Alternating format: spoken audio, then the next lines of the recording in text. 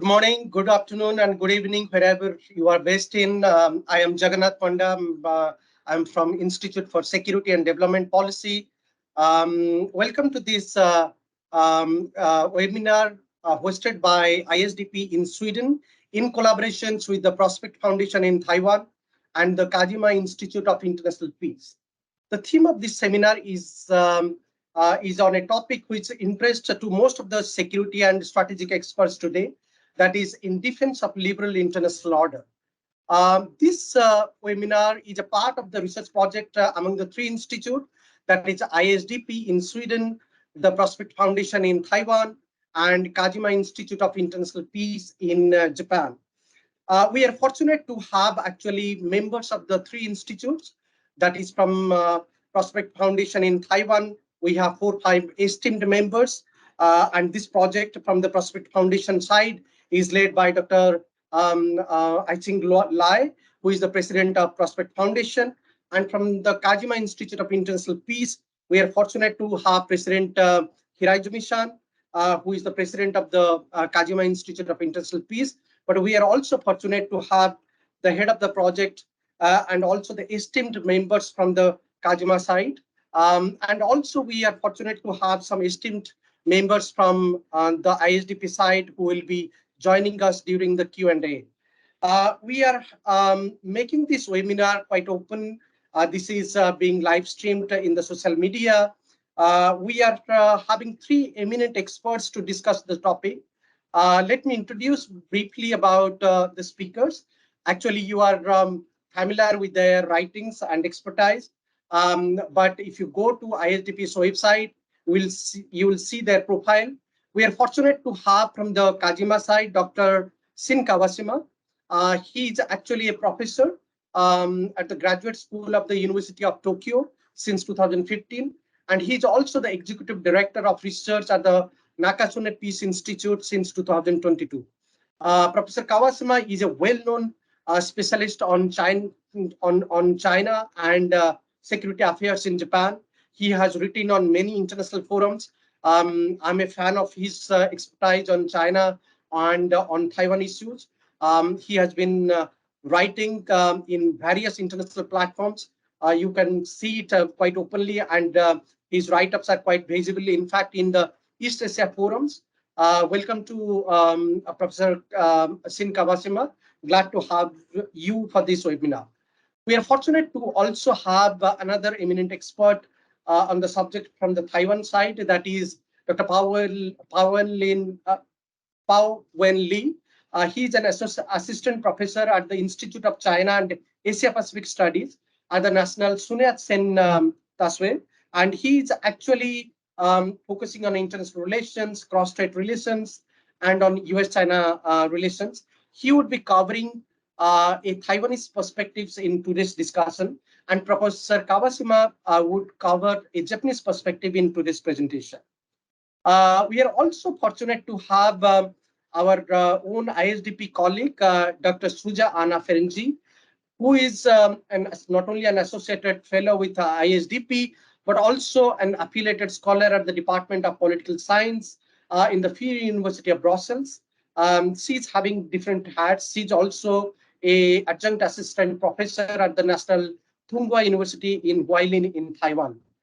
She's a well-known public speaker, writers, and a well-known China and Taiwan scholars in the European circuit. We are very fortunate to have you, Suja, for this webinar. So I would take this opportunity again to welcome all the 3 speakers for this webinar.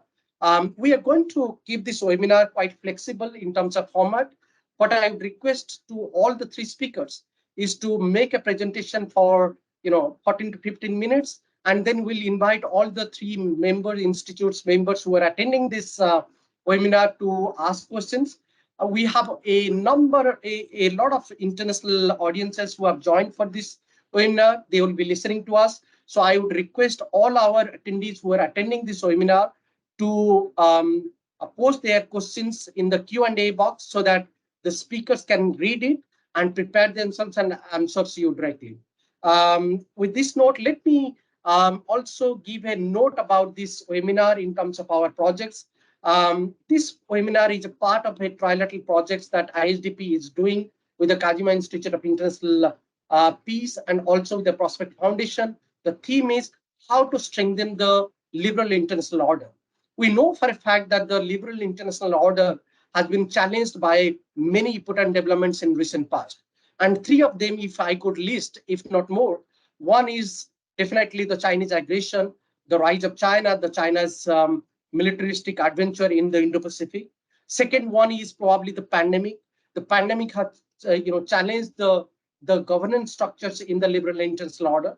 And third, probably the kind of conflicts and war we are seeing from Russia-Ukraine war to the latest, Hamas-Israel crisis that is happening in the Middle East. So each one of these issues are definitely affecting the peace and stability in the Indo-Pacific, affecting the liberal international order discourse. So there is a conventional, conventional consensus among the strategic thinkers that there is a substantial decline of liberal internationalism in global governance. Now, what does our experts today who are invited and who are going to speak to us, what do they really think about such a decline? So I would pose some of these questions which are there in our website in the concept note, which was shared with you earlier, is that whether there is a decline in the liberal international order, how should we address the decline in the liberal internationalism in the global governance structure, and also how to strengthen the liberal international order from the Japanese point of view, from the Taiwanese point of view, and from the European Union point of view, or from the Europe's point of view. So with this note, let me invite each one of you to make your presentations. So I would request all of you to restrict your presentation to 15 minutes maximum, so that we could be having more questions for the discussions, and you could share your views. So with this note, let me invite you, Professor Kawashima. Welcome again, and over to you for 15 minutes to you. Thank you very much. Thank you so much, Dr. Panda. Yes, I talk about the Chinese challenge to the liberal international order, or rule-based international order from the Japanese perspective. I will share my PPT. Yes. So it's okay. So.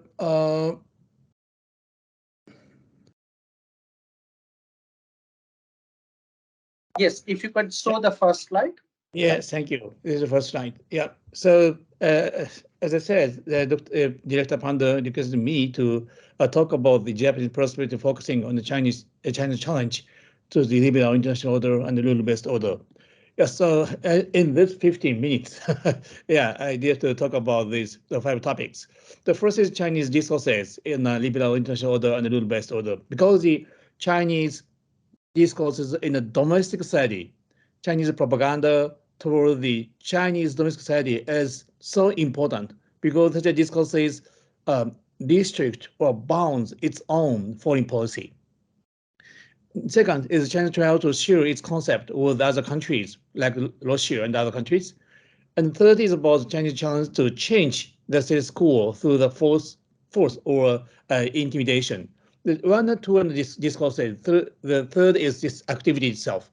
And the 4 other countries' responses, towards the Chinese challenge or the liberal international order or the rule-based order. The 5th is Japanese PM Kishida's wording on this problem. Wording on this topic. First of all, we have to check the Xi Jinping speech. I think he had so many speeches, but I focus on his speech on at the 76th General Assembly at the UN, September 2021. He said, because so many diplomats and scholars quote this speech. Okay, so other times Xi Jinping said, we must improve global governance and practice true multilateralism. There is only one system in the world, and that is the international system with the United Nations at its core.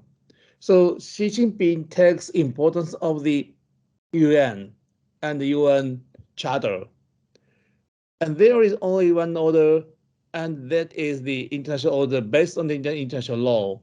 Also, he is also supposed international law, but based on the Chinese interpretation. There is only one set of rules, namely the basic norms governing international relations based on the purpose and the principle of the United Nations Charter. So Xi Jinping criticized rule-based order by the Western countries, okay, as his topic is his point. So only the UN Charter is the origin of the rule. This is China's point of view. Okay, so and also, as you know, the sorry, the spelling is a mistake. QI, Qi Yu. He is the secretary of the Chinese Communist Party Ministry of Foreign Affairs from the 2019. He published one interesting article on the Qiushi, is the theoretical magazine of the CCP this summer. He said, for a long time, a few countries have monopolized the right to speak on modernization, okay, clinging the Western centrism or advocating the so-called Washington consensus and constantly amplifying the illusion of the modernization is westernization. Okay, this is the sentences of the top by the top of the Ministry of Foreign Affairs of China.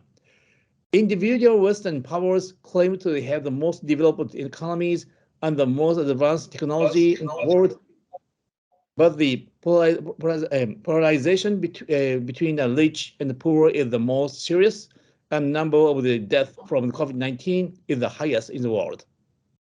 They claim to be liberal and democratic. They mean the Western countries. Western countries claim to be liberal and democratic, but they keep having the shooting, targeting the civilian and discriminatory bandits targeting the minorities and so on. So it's so clear that Mr. Qi criticized the Westerns value and Westerns, modernization. This is one of the discourses in China. Qi is the authority of the Communist Party's thought in the Ministry of Foreign Affairs in China now. And also Mr. Ma Xinmin, he is the Director General, Department of Treaty and Law in the Ministry of Foreign Affairs in China. His article and this year at the Diplomacy in Chinese, he said, in contrast, unlike the international order based on the international law as advocated by China and based on the charter, the rule-based international order of United States and other Western countries which seeks the right to define rules is merely a replica of the liberal international order. He criticized so clearly its self-defined rules are actually the Western democratic political system, market economic system, and the Western-style human rights and ideology. And in essence, it is an attempt to impose the house rules just in the Western countries, or the few countries, I mean the Western countries, and also on the international community aiming to safeguard the hegemony of the Western system. In essence, it is an attempt to impose the house rules of the few countries on the international community with the aim of maintaining the hegemony of the Western system. This is the discourses of the high-ranked diplomat in China towards Chinese society. So such a discourses is restricting Chinese policy, foreign policy itself. And the scholars, for example, Zhang Yifei, he is a very famous scholar in China with American studies. He also strengthens the same contents in the academic journal. Okay? He said the end of the Western liberal international order. So his strengths in this article states the liberal international order in the West has undergone a radical transformation as evidenced by the election of President Trump in the 2016 US presidential election and the exit of the United Kingdom from the European Union and so on. So this is the mainstream of Chinese domestic discourses. And also Xi Jinping says the same contents at the UN General Assembly, such as domestic discourses as going outside. For example, we check the joint statement of the PLCs and the Russian Federation on a deepening of the partnership for comprehensive strategic collaboration in a new era, March 2023, this year. They said at the same time, hegemonism, unilateralism, and protectionism still rampant. So the voice is a little bit confusing. And it is unacceptable to replace the universally recognized principles and norms international law with a rule-based order. So recently, Chinese domestic discourses is linking with its propaganda or their discourses toward the internet society so closely, more than previous days, I think. And yes, I focus on the activity itself. Yeah, but from a Japanese point of view, so recently the Chinese and Russian forces operate in a coalition. Kawashima-san, I am sorry to stop you. I think your slide is not moving. So maybe you could, yeah, we are on the same page. So if you have proceeded to next page, please move your slide because we cannot see your slides. Yeah, okay. So up to you. Yeah. We can operate maybe Philip, Rana, can you please operate the slides? It's not moving.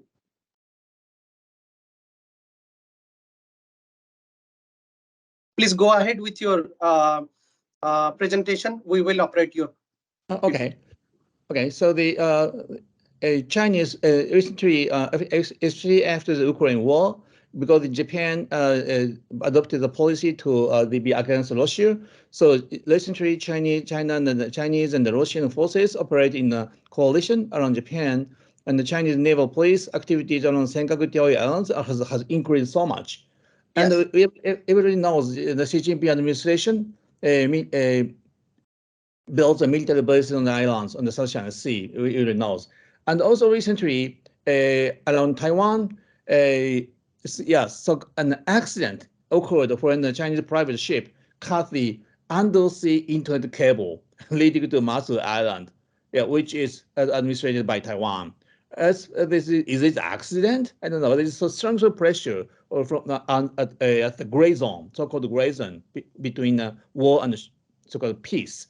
So we know China is very challenging the status quo by force, and also the own policy at the gray zone, I think. Yeah, and how do the other countries see the liberal international order or rule-based order? This is the point. As you know, the ASEAN's AOIP, ASEAN's outlook on Indo-Pacific, the document also mentioned about the rule-based, not a rule-based order, but a rule-based regional architecture. Yeah.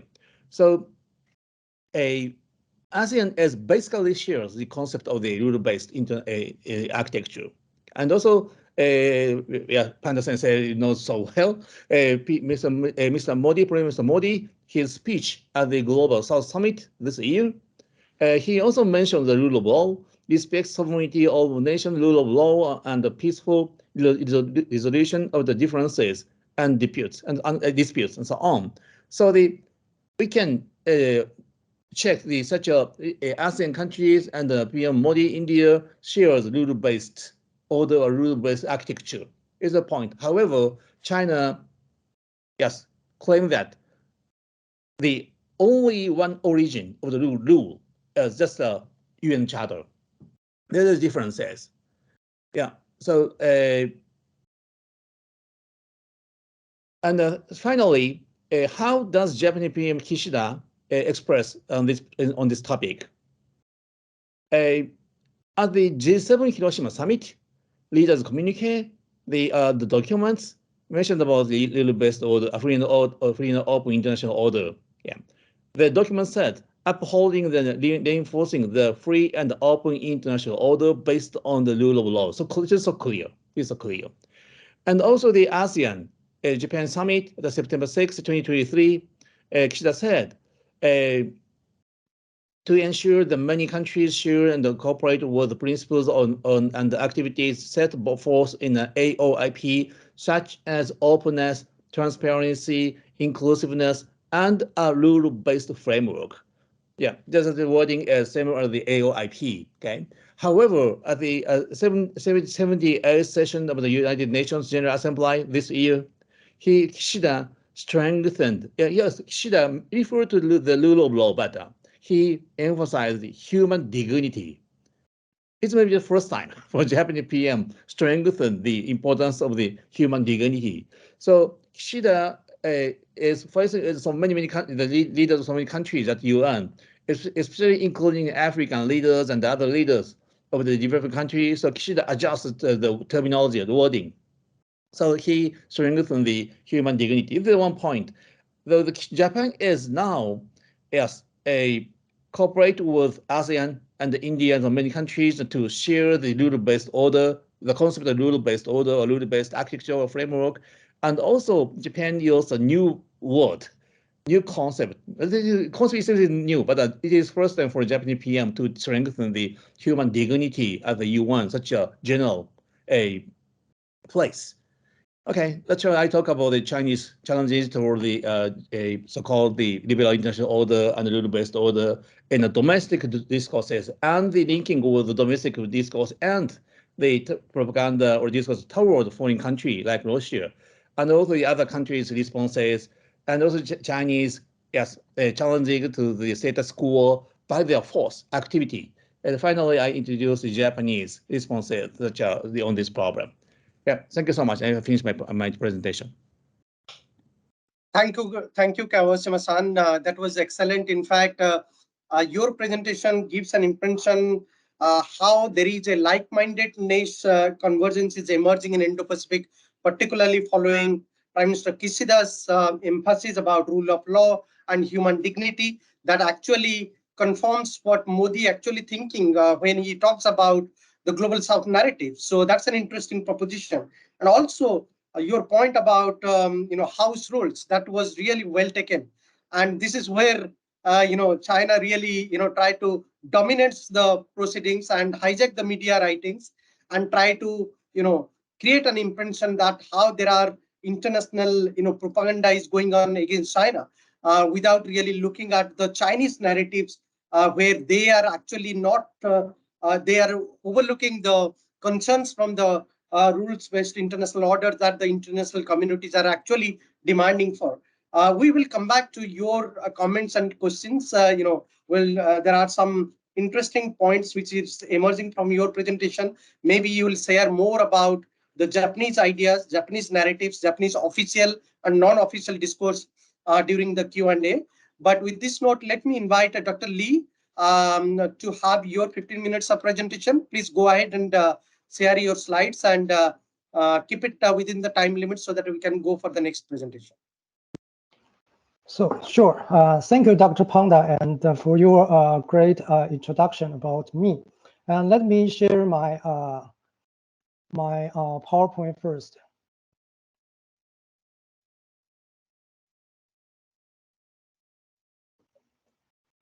Okay, could you see that? Yes. Okay, great. Good morning and good afternoon, everyone online. And I'm Pawan Lee, and I'm glad to share Taiwanese perspective about the future of the liberal international order with you. First of all, if we define the U.S. lead rules-based order as the liberal international order, then today the order is facing a great challenge from China and its allies like Russia and the other country. unlike the unipolar world after the end of the Cold War, today, the main thing or the central thing of the world is no longer globalization, democratization, free trade, or open market. And the most significant difference is that right now we are facing a rising China with a revisionist agenda. And this revisionist agenda will create uncertainty for the regional countries. And I will analyze that in these 5 aspects.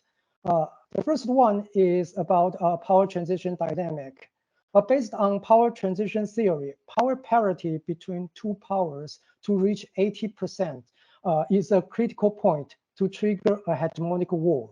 Today, China's GDP is about 77% of the United States GDP, which means that the current US-China strategic competition can trigger the power transition dynamic in a very easy way.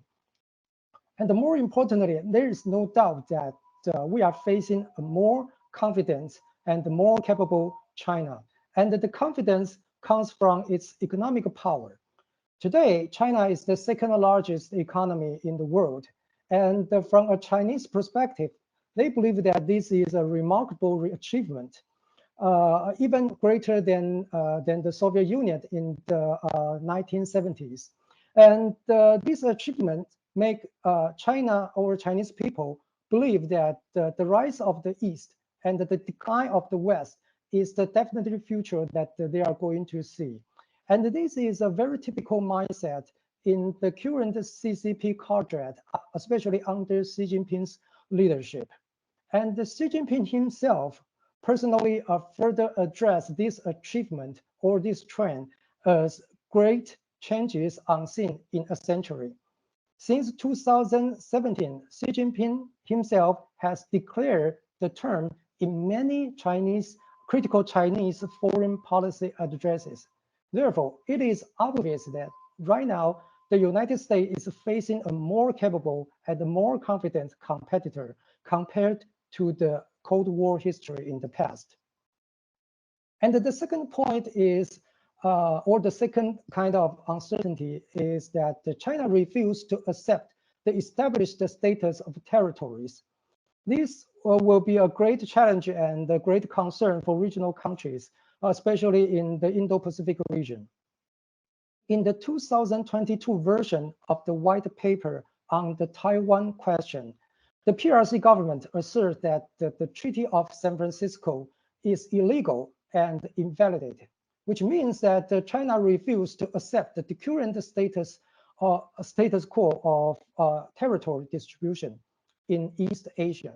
This has raised concerns about China's military actions for territory dispute in this region, especially for Taiwan or Senkaku Islands. So that's the reason in the G7 Hiroshima communiques, the United States and the like-minded countries commit to oppose any unilateral attempts to change the status quo by force or coercion. They also commit to strongly oppose any unilateral attempts to change the peaceful established status of territory by force or coercion anywhere in the world. In short, China's unwillingness to accept the peaceful established status of territory after World War II is obviously an evidence for its revisionist agenda. Number 3, it's about Chinese nationalism. The CCP regime has taken Chinese nationalism as the legitimacy of domestic rule and the foreign policy for a long time. In China's great narrative, the century of national humiliation is the main components of the CCP's legitimacy. And the realization of Xi Jinping's Chinese dream is a process of stepping out the shadow of the humiliation. And every Chinese citizen should work together from today to 2049 to realize the Chinese dream. And actually, Xi Jinping has set many timetables for his nationalist ambition. In 2017, he set up a 3-step plan in the 90th National Congress of the CCP. The first step has been achieved in 2020. And the second step will be complete in 2035. The PLA at that time, People Liberation Army, should complete the military modernization process. And in 2049, the PLA should be a world-class force. And at the same time, China should be a global leader in terms of a composite national strength and international influence. Beyond this three-step plan, Xi Jinping also announced that in 2027, the PLA should be capable enough for territorial dispute, particularly for Taiwan, which means that Taiwan is an important part for China's national rejuvenation, and it should be taken back before the realization of Xi Jinping's Chinese dream. This is another evidence for China's urgency to take back Taiwan. This is China's new official map published in September. As you may notice that China's territorial claim changes from a 9-dash line in the South China Sea to a 10-dash line including Taiwan. It should be noted that China's intention is not only to include Taiwan, but also to internalize the Taiwan Strait. The timing of the publication of the map just illustrates China's urgency. And so in sum, China is not only a rising concern of military actions for territorial dispute, but also an ambitious actor to pursue its national rejuvenation. And China has set Taiwan as its priority for national rejuvenation through a series of legal and military action. That's the new normal that we see in the Taiwan Strait every day right now. So the number 4 is about China's revisionist alliance. In order to compete with the United States, China needs allies to amplify its international influence. Today, we see a closer partnership among China, Russia, and Iran. And the target of these 3 revisionist countries are clear. They are Taiwan, Ukraine, and Iran. So from this figure from Cambridge University, it shows that actually today we are living in a more divided and more like a bipolar world. The x-axis here means the positive view of the United States. The y-axis here means the positive view of China and Russia. The purple line connects countries with a more than 15% point lead toward the United States. And the blue line, the same, connects countries with more than 50% point lead toward China and Russia. So actually, we live in a world, a divided world, where China and the United States compete for influence globally.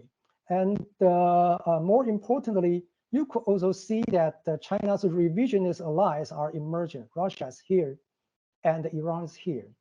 And you could see also Japan, Sweden, and Taiwan are located very close to the US position in this figure. Besides these 2 poles, you could also see that the countries in the middle area here are mainly authoritarian regimes, and the global South countries hedging between the United States and China. So perhaps after checking a little bit, it shows that most of these countries are the members of the Belt and Road Initiative countries, which means that these global South countries could be potential allies for the Western world, perhaps, if the United States and the like-minded country could cooperate with each other and to meet their demand of development and infrastructure building. So to be more specific, from a Taiwanese perspective, from Taiwan, we believe that the conflict between the US-led liberal order and the Chinese authoritarian order has been a reality for a very long time, just like the war without gun smoke. From these data of variety of democracy data set, since 2000, Taiwan has been the most severe victim of foreign disinformation. And the source of foreign disinformation toward Taiwan is from China, with no doubt. And the average rate, world rate, is about 2.7. And as you could see here, the initiator of global information warfare, like Russia and China, are relatively safe compared to rest of the democracies. And more importantly, you could also see that democracies with strategic importance, like Taiwan, Latvia, Russia, and sorry, not Russia, the United States and Ukraine. These countries are under attack. In other words, facing China and Russia's information warfare to democracies and to export their authoritarian value to the world. Bypassing and the standoff strategies are no longer rational strategies for the rest of the country around the world. And like-minded countries need a new framework to cooperate with each other, unlike the traditional, the Cold War style hub and spoke system. So that's the reason we will talk about the minilateralism in the later slides. So the fifth point is about China's threat in many domains, especially in the area of technology and intellectual property. In the first joint public appearance of Five Eyes leaders in October, the leaders defined China as a threat to the global's leading technology and intellectual property. And China is a threat to global innovation through economic espionage, tech theft, and artificial intellectual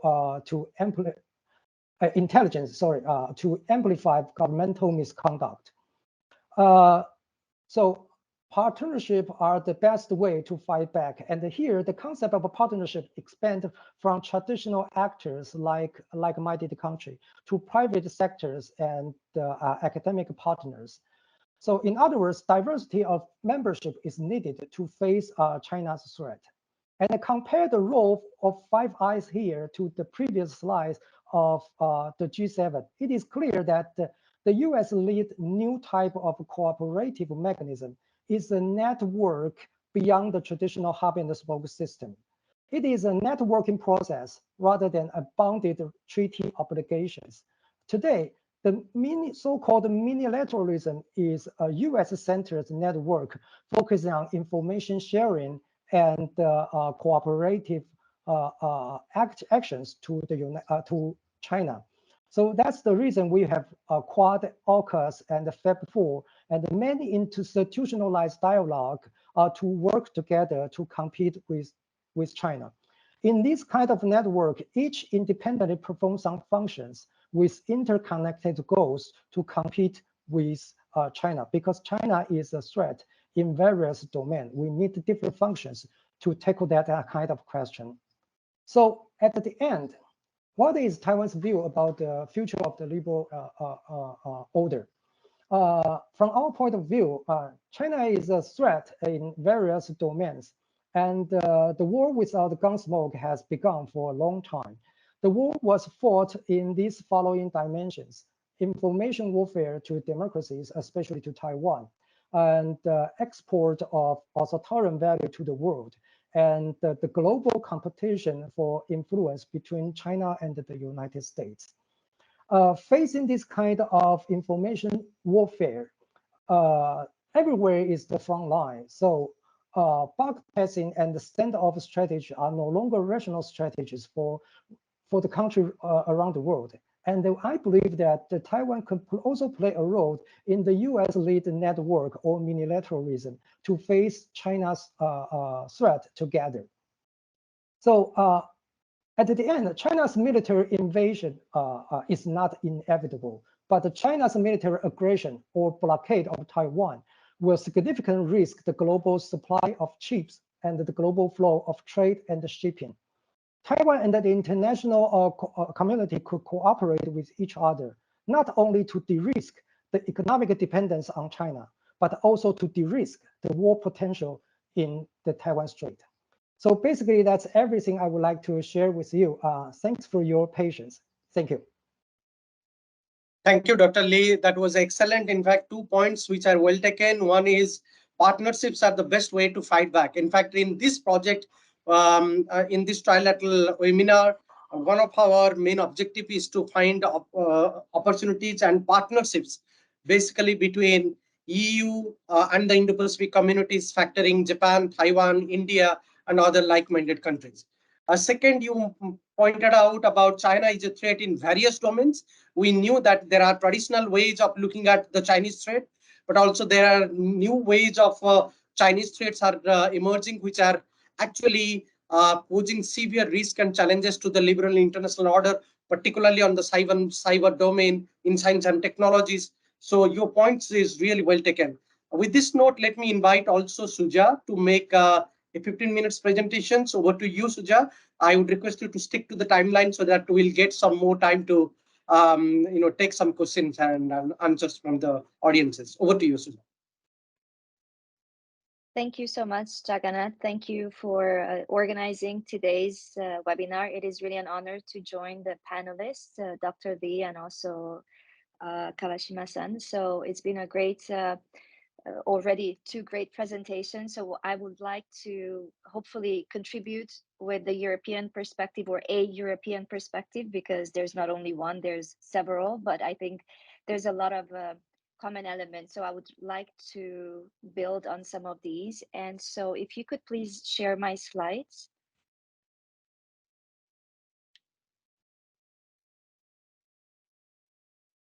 Okay. I don't see them yet, but perhaps it's coming up. Yes. I can now see them. Sorry, yes, I am. I've had some technical issues here, so apologies for that. But I'm glad that you are able to run my slides. So, what I would like to do is, as I said, provide a European perspective on the liberal order in light of Russia's war against Ukraine. So this is the main angle.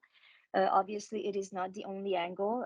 As Jagannath, you mentioned at the beginning, there are several factors. Obviously, COVID is not that far back in the past that has had a huge impact on how we live and how we relate to each other on country-to-country basis within the liberal order or outside of it. So that is the angle I chose. So next slide, please.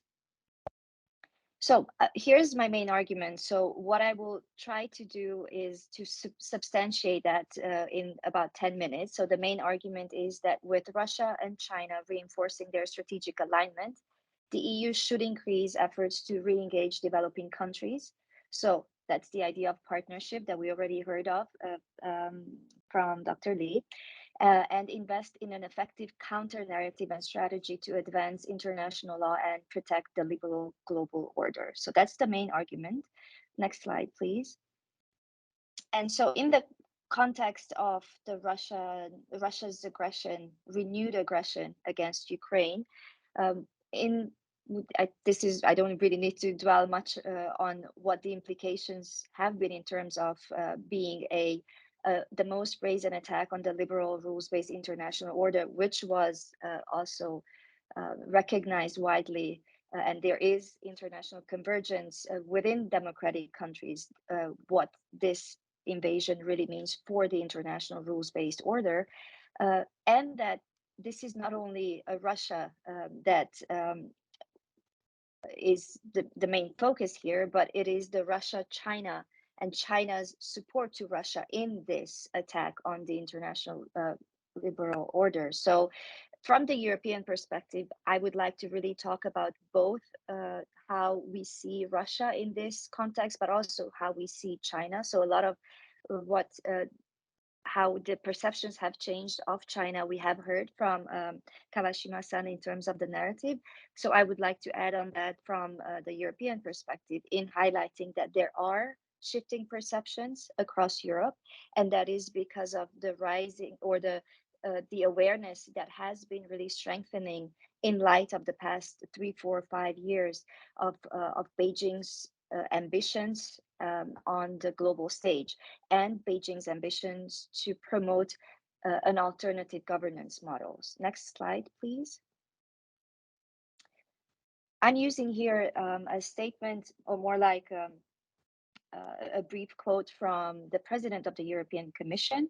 This was right before she traveled to China, together with French President Macron, where she made a very strong, clear, and perhaps the strongest statements perhaps on China in terms of how we see China today as a partner or a systemic rival that was already established in 2019. But in light of what we've seen coming out of Beijing towards Russia since February 2022, there is this strong feeling that I think reflects a convergence among member states, that we have to recognize that the world and China have changed significantly in the last 3 years, and how China continues to interact with Putin's war will be a determining factor for EU-China relations going forward. So this was right before she traveled to China. Next slide, please.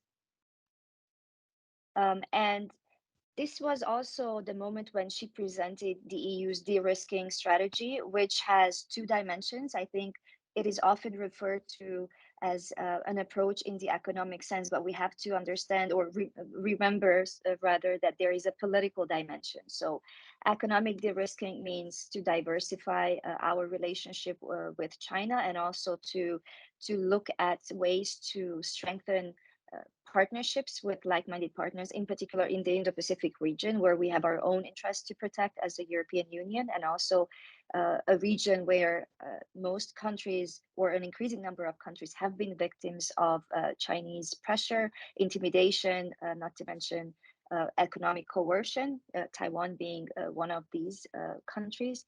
And then in the political sense, there's also this strong recognition, which also goes back to I would say 2020, in the context of our understanding of the role of China in the information space, to manipulate information and to support influence operations, with the idea to undermine the existing rules-based order and to promote an alternative. So we have taken European measures. Next slide.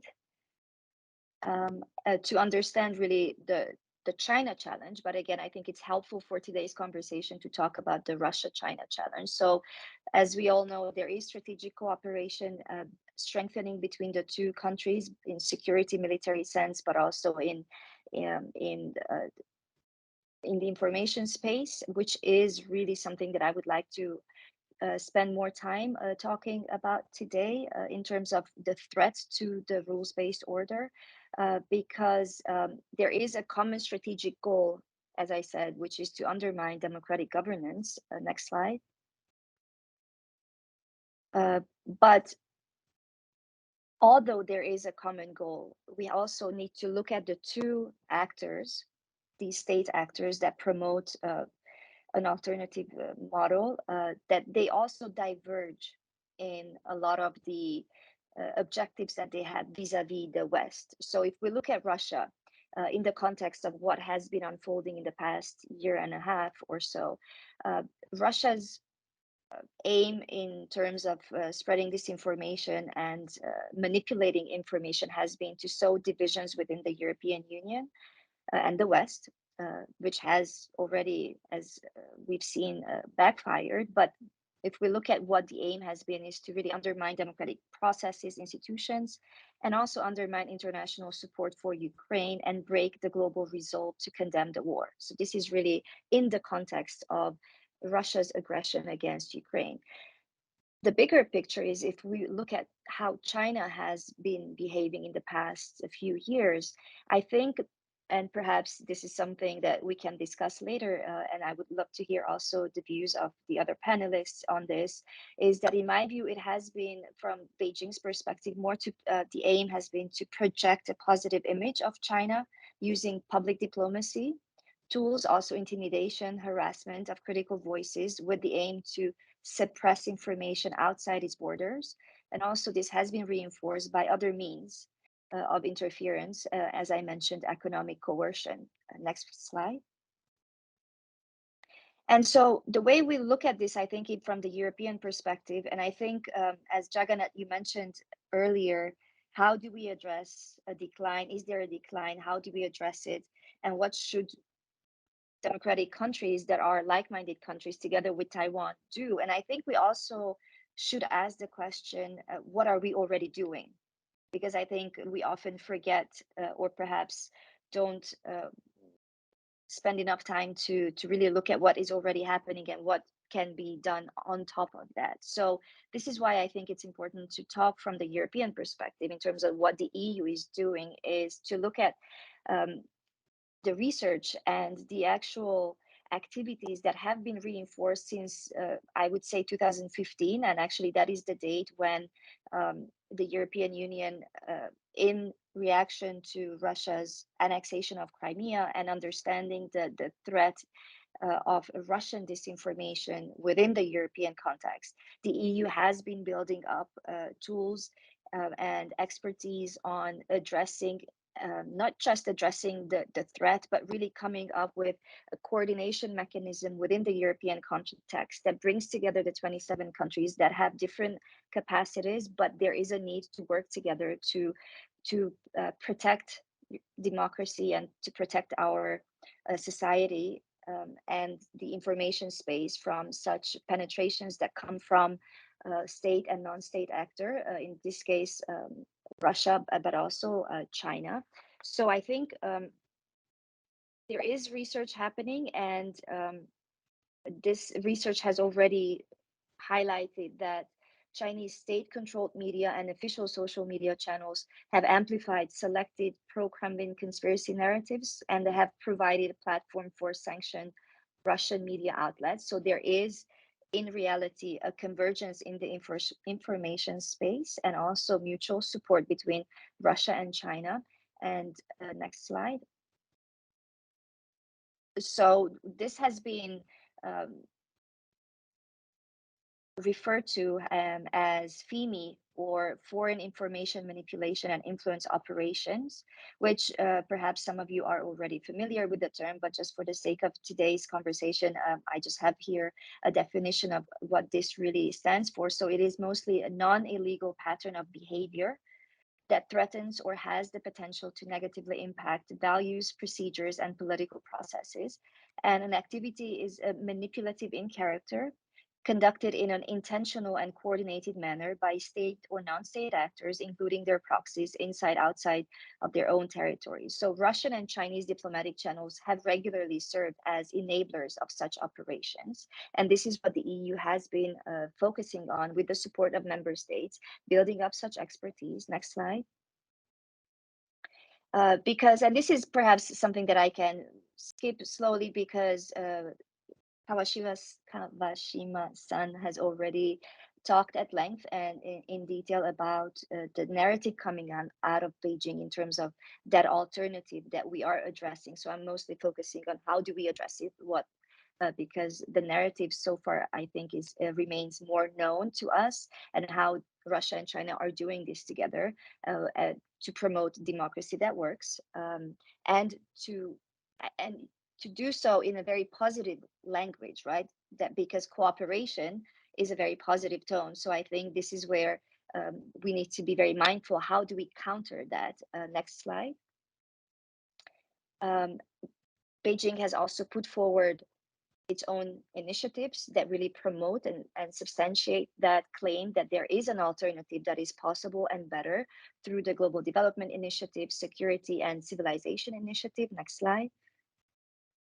And with the idea to promote China as a leader, so to strengthen Chinese leadership or Beijing's leadership, to appeal to the developing countries, so countries that are often referred to as the global south, but I believe that that's not a helpful term. And I know, Jagannath, you also have done a really good research on this, and how I also agree with the point that this is something that has been very much become more of a politicized term. So I refer to countries that are, emerging economies, emerging countries, and that is where I think the EU, in terms of what can we do more in addition to what we are already doing, is next slide. It is to on one hand, build up defense. So that is to work with like-minded partners to re-engage developing countries, to effectively address efforts by China and Russia to build a bigger anti-Western front. So that's why I really think we need to look at the Russia-China threat together, but be mindful that there are differences, obviously, in their ambitions, and we also need to be mindful of that.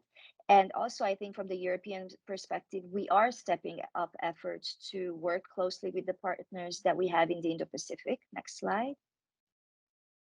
And so what is the counter narrative and counter strategy that I mentioned at the beginning of my presentation is to really lead in proposing a counter narrative that has the buy-in of all developing countries. So that really requires a shift in our approach to developing countries. Next slide, because I think that explains it a little better.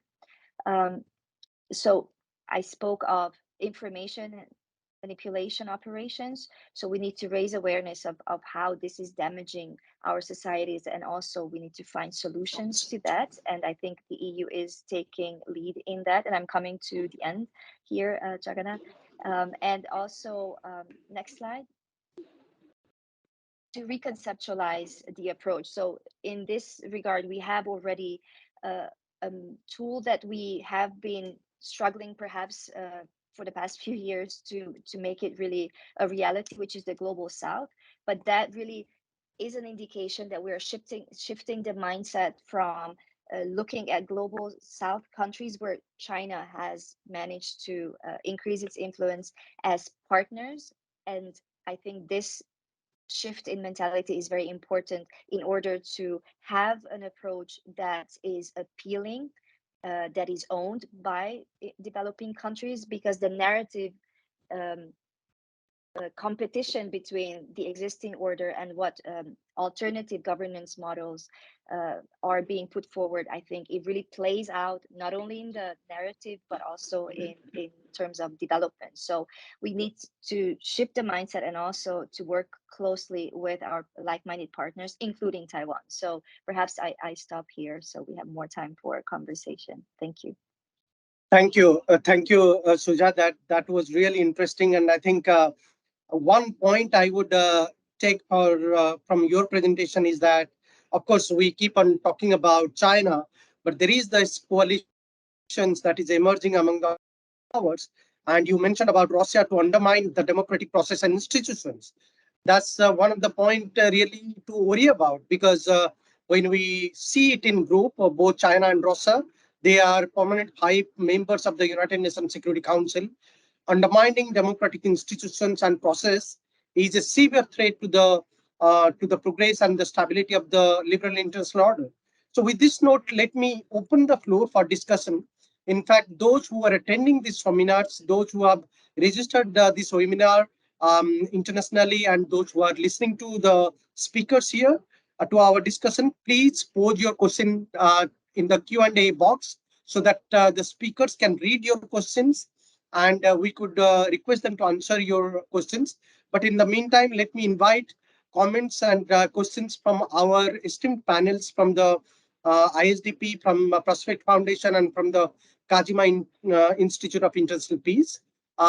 You may like to raise your hand and ask a question directly coming into the video. So please raise your hand if you have a questions, so that we could ask you to come on video and ask your question.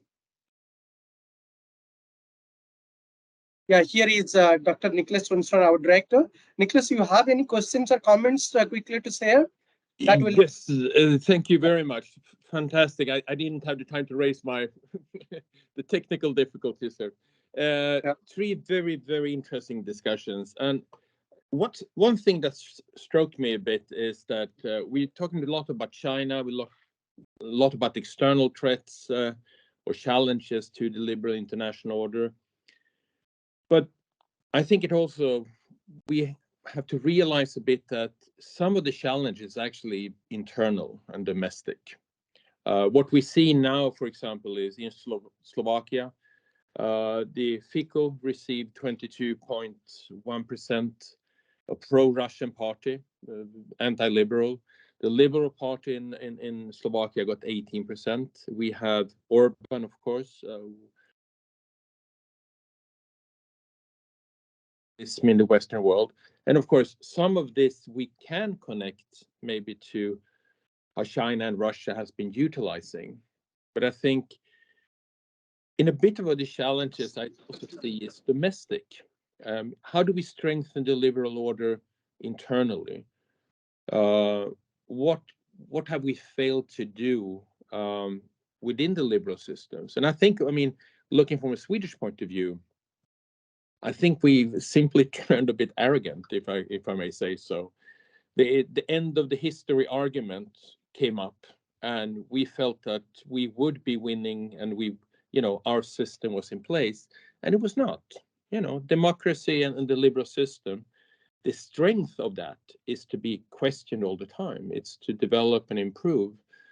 And I think we have failed a bit. So, I mean, what do you think about what should we do to strengthen it internally?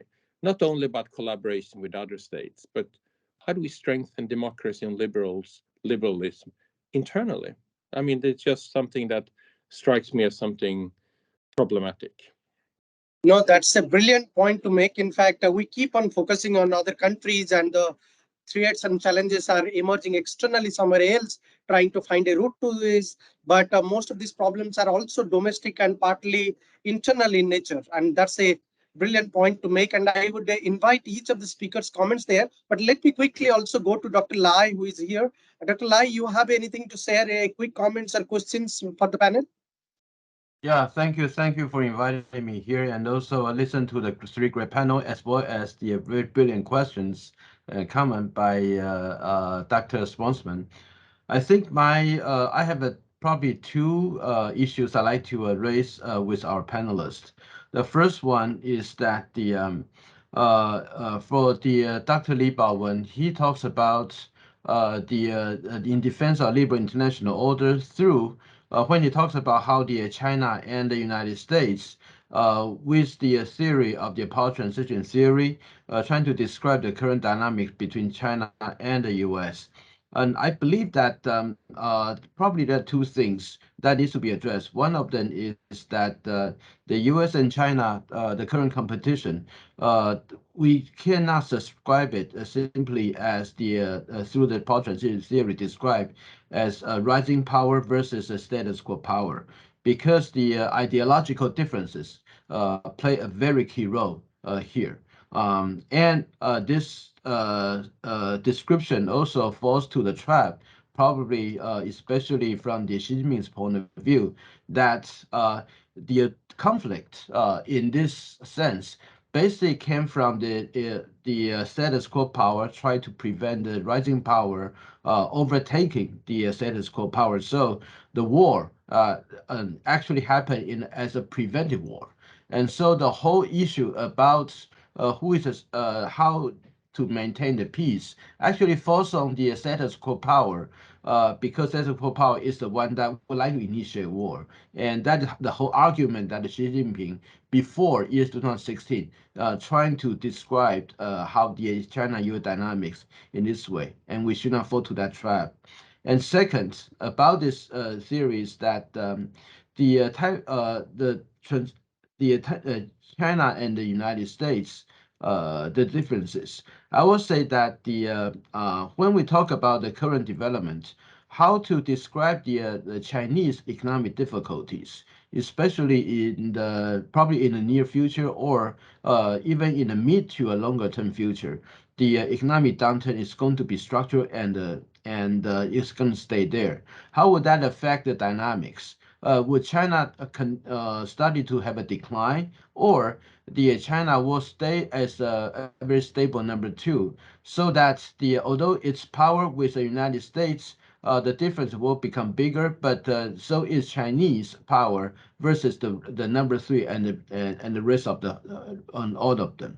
So that kind of power differences through the lenses of the Chinese economic downturn, that is something I also hope that our panelists could address, because I haven't really seen that being talked about here. My second issues I'd like to raise with our panelists is actually when we talk about the in defense of liberal international order and the importance of the global south.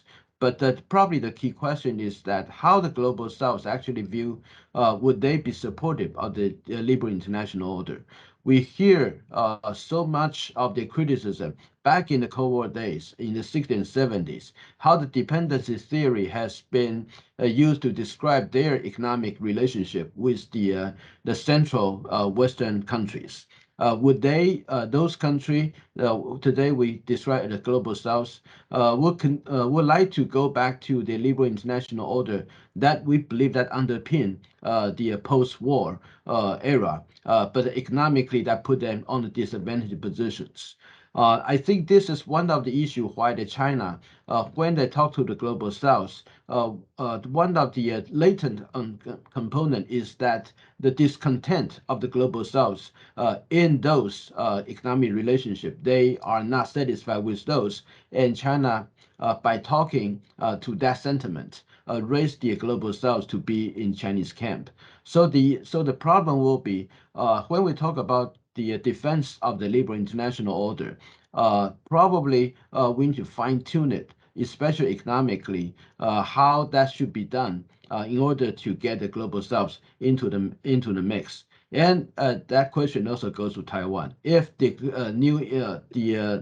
Taiwan's position in the past has been unique and also placed as the disadvantageous it is.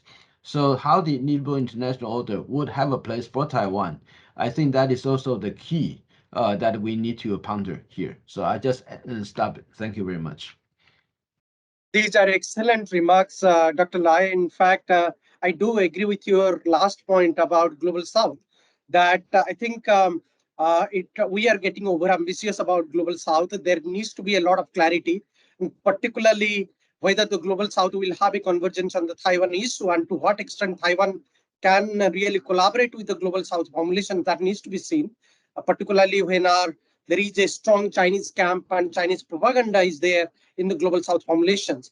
But with this thing, let me also invite, if there is President Hiraizumi-san or Kanahara-san or anybody from Kajima side who would like to ask a quick comment and questions, then we could ask each of the presenters to respond to some of these comments.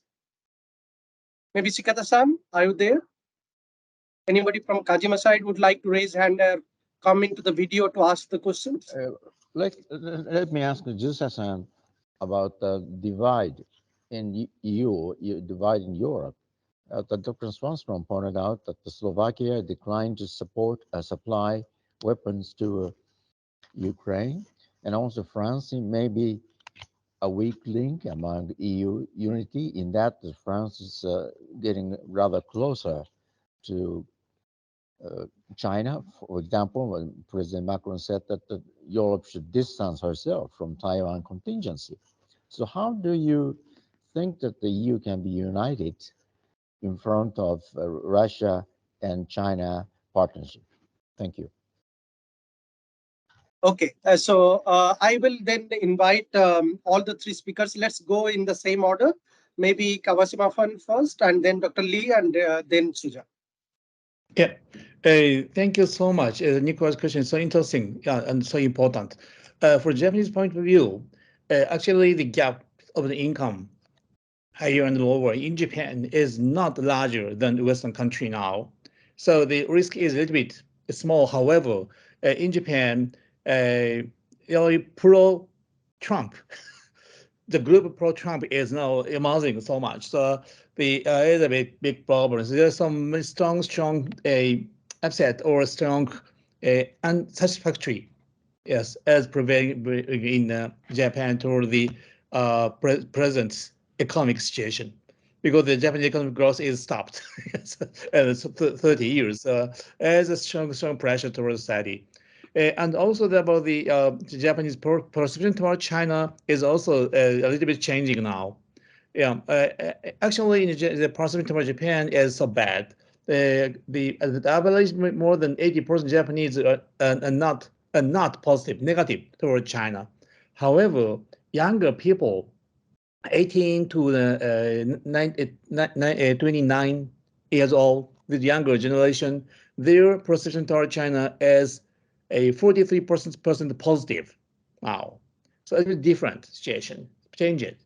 So the most of the younger people, they lost their own some confidence towards Japanese country, and also they also accepted Chinese expansion itself. Sometimes they recognize China as the advanced country. So the perception of the world is changing now so much in Japanese domestic society. It is new interesting situation now in Japan. And the personalized question is so important. For example, the economic depression in China, yes, that's right. In China, China is now facing with a big problem, and also they cannot solve the problem. It is possible for China to set a new some agenda problem as the new problem set on the external society, for example, Taiwan. But I think it's better for Xi Jinping to collect some good, adequate problem. That the problem is easy for China to solve. If the problem is so difficult, this is a risk for China. If Xi Jinping administration fail dealing with this problem, it's a big disaster for China. So Xi Jinping will select an easy problem. So I think Taiwan problem is so difficult for China to solve. I think so risky. And also the global south, I would like, yes, Japan is now facing with this problem for Cambodia. The people in Cambodia do not like USA, and also they really doubt the liberal international order. So this is Japan's responsibility. Japan has some flexibility on such an international order, or Japan adjusts wording or select some human dignity or something much wider of the terminology to cooperate with these countries or talk with these countries. So Western countries and the advanced countries have to keep some flexibility to approach to the so-called global South countries. Yeah, this is my answer. Thank you. Thank you very much, Kawashima-san. Dr. Lee? Okay, thank you for the three great comments and three important questions. I guess I do not have a perfect answer for every question, but I will do my best. The first one is from Dr. Nicholas, how to strengthen liberal order internally. I think that one thing from my point of view is take Taiwan's experience. I think the one thing is important to raise the awareness of foreign disinformation. I think since you mentioned that sometimes it looks like an internal problem, but sometimes it is manipulated by the other countries sometimes. So if people could really check the link or find out the link, that perhaps could somehow make people aware that right now our democracy is in danger. That's one thing. And the second thing is about, I would like to raise the role, I would like to, question the role of social media, because social media is really, I would say, really make the situation worse than before. So I think the bigger problem for all democratic regime is how to make these social media company to make them accountable and make them responsible for what they should do or what they fail to do, something like that. And in this situation, in this kind of things, to deal with this kind of problem, we need perhaps a more legal process and more law making to really, make this social media accountable. So that's my question, my answer. Perhaps not so perfect, but I have to do my best. The second question is from Dr. Lai. I really like your challenge, and one thing is power transition theory. It seems like this is the CCP, what the CCP regime prefer. I agree with that part, but I just from an academic point of view, I'm just not so sure that the preemptive war logic is the dominant strategy in whole the history. I mean, in the field of international relations, it is still a debating question whether the existing hegemon will initiate the war first or not. So I think that could be debatable, but I really understand that you're concerned about that. Perhaps this is just what the CCP wants, and I agree with that part. And the second thing is about the Chinese economic goes down, and I believe that based on I strongly support a scholar, Michael Bakerley's research that he claimed that basically China is the how to say that the highest point for China has been passed, and in the future, China's behavior will be more and more violently, whether it's at the domestic level or at the international level. I basically support his claim, and I at least from a point of view, I will predict that the future development of China will go in this course. So basically, that will be my response to Dr. Lai's two questions. And finally, the other question about Dr. Lai's how to deal with the global South problem, how to maintain their support or appeal or make them to support democratic value. I would say, I don't know, but at least I'm from Taiwan. Taiwan's southbound policy could be really a model, or could really be an experience for everybody to take home. And Taiwan's southbound policy does not really put a greater emphasis about investment or infrastructure building, something like that. He put a greater emphasis on citizen to citizen, culture to culture, even civilization to civilization. So this kind of people to people connection, perhaps we could create an alternative future rather than just focusing on how much money we could invest or how much security or promise that we could provide, something like that. So perhaps we could create an alternative future from a people to people connection. So basically, that would be my response to all the commenters. Thank you so much. Thank you. Thank you, Dr. Lee. Suja?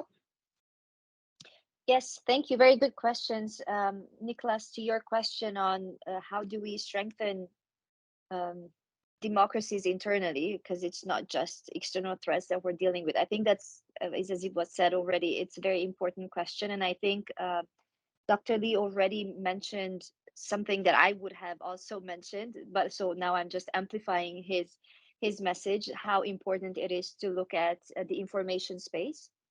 So that's something that we can learn from Taiwan in this case, media literacy. That's been a concept in Taiwan's policymaking for the past 2 decades. It's not something I have grown up with because this is not something that has been very present in the European discourse. But I think now with the development of social media and also of digital lives that we have, I think the threat is becoming more sophisticated. So the way we address that through education and through coordination within the different information spaces, I think that's how we strengthen it, because those vulnerabilities are exactly what countries such as Russia and China can really thrive on and further exploit to our disadvantage. So I think we have learned, as I mentioned, the European experience after Russia's annexation of Crimea, because that was,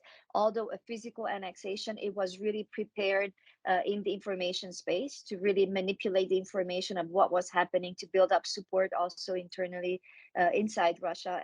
So I think that's something that we are learning, and that's why the issue is much higher on the agenda, but it's never enough. I think we need to do more in that sense.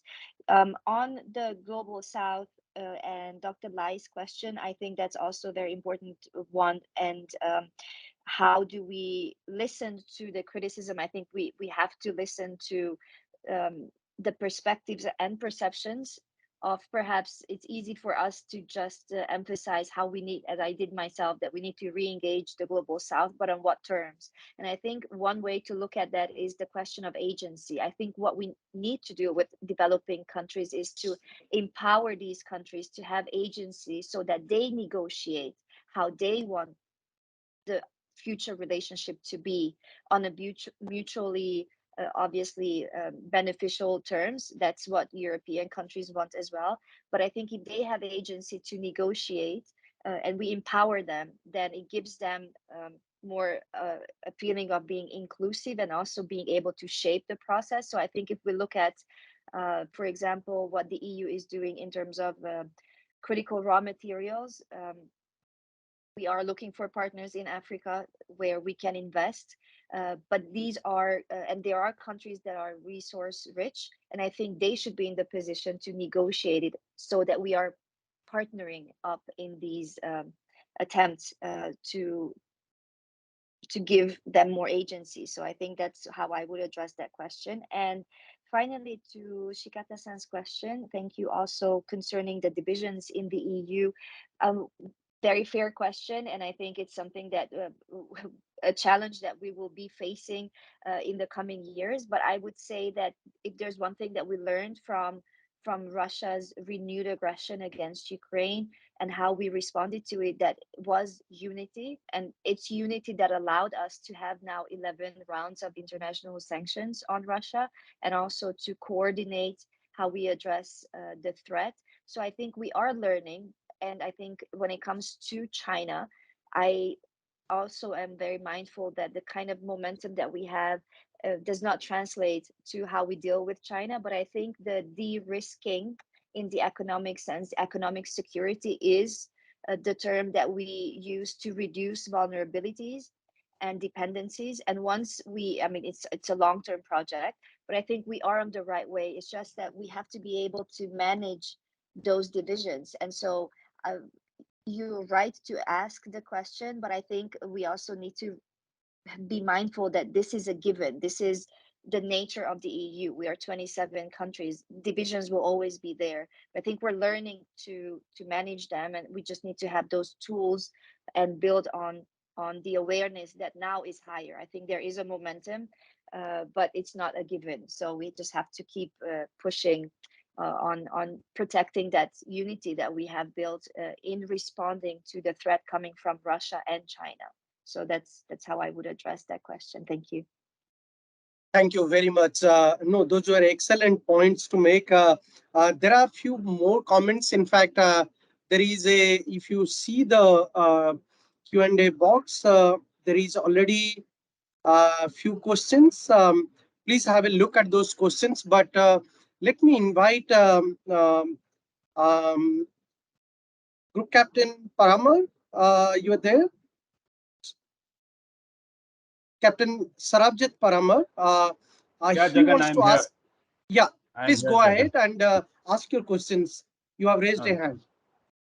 Good afternoon, and thank you for the opportunity. It's a little longish and it's quite mixed up. So I'll try to be as clear as possible. You know, this is a wide band out here. So I'm looking at certain gaps that the US is supposedly vacating and China is slowly occupying, and an easterly drift of certain issues out here. So, for example, let me mirror the Russian-Ukraine and the Israel-Hamas issue right now, for example. What we're seeing is different approaches by different nations. While Ukraine, Russia is a state on state, Hamas, Israel is a non-state actor on state. We're having a different approach and stances by different nations on violence and conflict, but because one is, as I said, state on state and NSA on state, with the Russia-Ukraine, there is a clear dividing line where nations stand. But somehow with the Hamas-Israel, there are unclear lines. Even in the global south, there is sort of a difference in opinion on how this issue is delving out here. And we see the US stretched, as I said, gaps are arising.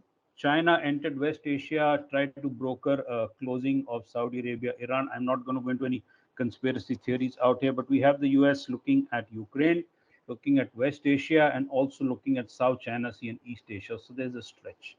So if we are looking at the liberal international order, which is based on the alliances and strategic partnerships which the US and other nations in the Indo-Pacific has evolved. So here is the issue. So if it is stretched so much, how much support to the US you think can bring to the table insofar as Indo-Pacific area is concerned? And I'll go direct to the question. Now, this is my opinion that we are seeing an easterly drift of these problems. If we're looking from Central Europe, we've come to West Asia. South Asia has been having this problem for a long time, so I'm not going to delve into that. That's one. What is the possibility of this sort of a non-state actor on a state actor coming to reality in the Central Indo-Pacific, specifically South China Sea or East China Sea? I'm not naming any players or anything. I'll leave it to your conjugation out there. And this is definitely going to have an impact on the liberal world order as it is. As I said, now it's interesting to see how the issues of Hamas-Israel develop in the coming years. And even the UN has also not gone unscathed. We've seen what the Israeli representative has said and done out there. We're seeing a wholly divided house, whether it's democracies or any other country. So this issue of liberal international order, I think we need to have a relook at it. And the last point I have is there is a narrative out there called a deals-based order by a gentleman called Philip Shetler Jones. I mean, it's not talked about too much, but it is there. So it's a quagmire right now, but I'd like to use that the possibility of a non-state actor imbroglio in India, in the Indo-Pacific, especially South China Sea, East China Sea, and if you have any views on is it actually deals-based order or international? Thanks, Jagan, for the opportunity. No, thank you. Thank you very much for that elaborate question, but excellent comments. We appreciate you joining. Given the constraint of the time, I'll also read some of the comments and questions that has come in the Q&A box so that we can go at together. So we are running out of time, so we'll extend it for 5 minutes only. So there is a question for Suja from Harman. If I may, one more question for Suja. He asks that EU adopted defensive measures to respond to various effects of China's rising power in the EU. How could the EU also adopt more proactive measures as well, perhaps together with the OECD partners and Taiwan? Then there is one question from Abhijay, who asks, do you think that Russia's invention in Ukraine has benefited China's regime, shifting the power balance towards China? Then there is second questions from Harman that to improve China-facing policy coordination of the EU with like-minded partners, 2 TTCs were set up with the US and India. But how does the EU coordinate with Northeast Asian partners, particularly Japan, South Korea, and Taiwan? China needs to deepen partnership with global South governments, regardless of how democratic they are. How can the EU and other OECD democracies strike a more progressive balance between developing value-based partnership with like-minded countries and pragmatism with more autocratic governments like Saudi Arabia, Azerbaijan, etc., for energy securities? So anyone who is interested to take up these questions. There is one more question from Ramanand Senegupta. He asks, is the Gaza-Israel issue a distraction which allows space to Russia and China to push their agendas, particularly in Ukraine and the South China Sea dispute?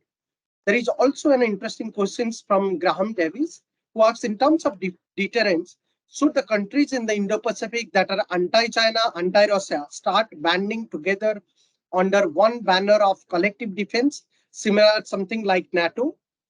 A revival of CA2 or the proposed NATO, despite their many problems? Or are there minilateral alliances like the Quad, of course, US-led mutual defense treaties, better for the Indo-Pacific in maintaining deterrence via economic self-harm, and therefore it should be a priority? Now, what I would request each of the panelists is that you could pick and choose some of these questions. You don't need to answer all the questions, because if we end up answering all of these questions, maybe it will be a long day-long affairs. What I would also equally inform all our audiences, those who are attending this conference, is that please look out for ISDP, Prospect Foundation, and Kajima Institute of International Peace trilateral publication, which will be released sometimes in January or February. Some of the questions are addressed in that forthcoming volume. All the 3 contributors, speakers here, They have contributed their chapters, their write-ups in the same volume. So you will have interesting, elaborative, answers to some of these questions in that edited volume, forthcoming volume, which will be released sometimes in January or early February. So look for our publications, forthcoming publications. But without taking much time, let me reverse the order. Maybe I'll first invite Suja, you to comment, and then Dr. Lee, and then Kawashima-san. Suja, over to you. Thank you. Well, I tried to take notes because there were so many questions. So just 2 minutes each. Sorry to interfere again. Maybe 2 minutes each. I know. So, well, indeed, the EU has adopted defensive measures, and those are mostly in the economic security area. So I think we have a toolbox that is being strengthened, but we're also doing proactively reaching out, I think, to partners in the Indo-Pacific, and that is in the context of the Indo-Pacific strategy. So we are strengthening digital dialogues with countries in Southeast Asia and Northeast Asia, Southeast Asia, so entirely in the region. And I would say this is proactive because it does build on this convergence within the EU that no dependency is healthy or safe. So we are, I think, shifting from not only a defensive posture, but also towards a proactive one. And the global gateway, which I already mentioned, is also being proactive. So shaping the narrative and also the economic opportunities that we can provide that allow countries in need, the economies in need of development, to really find the offers we have attractive. So I think that's all I can. That's all I would really add on these questions, because we are running out of time. So I think that's 2 minutes there. Sure. Thank you. Sorry about that. Thank you. Not a problem. Dr. Lee. Thank you so much. There are so many questions. So I would like to pick one. I mean, how to facilitate the cooperation in the Indo-Pacific region to take on the China's issue or Chinese threat. I think today we are seeing a new form of framework to cooperate among like-minded countries. The members do not need to be democratic or share the same value like during the Cold War era. Today, if we share the same strategic interest, this could be defined by the politician or by the society, or share the same threat, sometimes the direct threat from certain countries like Russia or China. And this could be a part of our cooperative mechanism. Also, I don't see any problem that any non-state actors, any private sectors could be part of our, our great framework to cooperate with each other, facing the common threat that we have right now today. Okay, thank you. That would be my comment. Thank you. Thank you. Kawashima-san? Yeah, thank you so much. I answered the final question. Yes, that's right. If we can enhance the level of coordination in the Pacific, it's better for us. However, in this region, we can, yes, recognize the diversity among these countries in the Indo-Pacific. So it's a little bit difficult for us to make some solid alliance in this region like NATO, actually. So we have to, so we can find some like-minded country to enhance the level by each. For example, Japan enhanced the level of cooperation with Australia towards the junior alliance. And recently, Japan approaches to the Philippines to enhance the level of cooperation, on the security like Australia. So each by each, I think, is better for us. Thank you. Thank you. And I think I agree with you that building consensus is always a moderate and acceptable formulations probably in Indo-Pacific, but going for an definite agreement is always a difficult exercise. Thank you very much, Kawashima-san, Suja, and Dr. Lee for this excellent remarks and presentation today. We thoroughly enjoyed your remarks. And also with this note, let me thank all the 3 institutes who are involved here.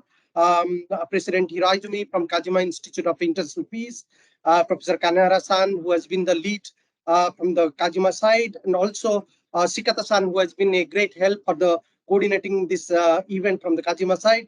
I also thank and also express my gratitude to Dr. Lai, the president of the Prospect Foundation, and all the members of the Prospect Foundation, particularly Dr. Nora and Dr. Wendy, for all the logistical help and coordination. And I would be failing in my duty if I don't really express my thanks to Dr. Nicholas Swanstrom, our director in ISDP, who has been quite supportive for not only for this webinar, but also for the overall conduct of this partnership between ISDP, Prospect Foundation, and Kajima Institute of International Peace. And also, I thank my colleague, Ms. Anna, our outreach manager, who has set up this webinar so nicely with the collaboration of my young colleagues, Philip and Erika, who has been really a source of helping hand in many good ways, and their help is really appreciated very much. With this note, let me thank all of you who have joined internationally. You could see the recordings of this webinar and the discussion. You can hear the discussion in the social media platforms in a few days. And also, please stay in touch with all the three speakers are with us. All the three speakers' profiles are very much there in the public media outlets. You could reach out to them or reach out to us if you have any comments or questions about the webinar. We look forward to your participation for our future events. We'll continue such kind of dialogues in ISDP with the collaborations with Prospect Foundation and Kajima Institute of International Peace in future. So please stay in touch, and we look forward to your participation for our next events. Thank you very much, and have a wonderful day, a wonderful week ahead, and hope to see you next time again. Thank you very much. Thank you.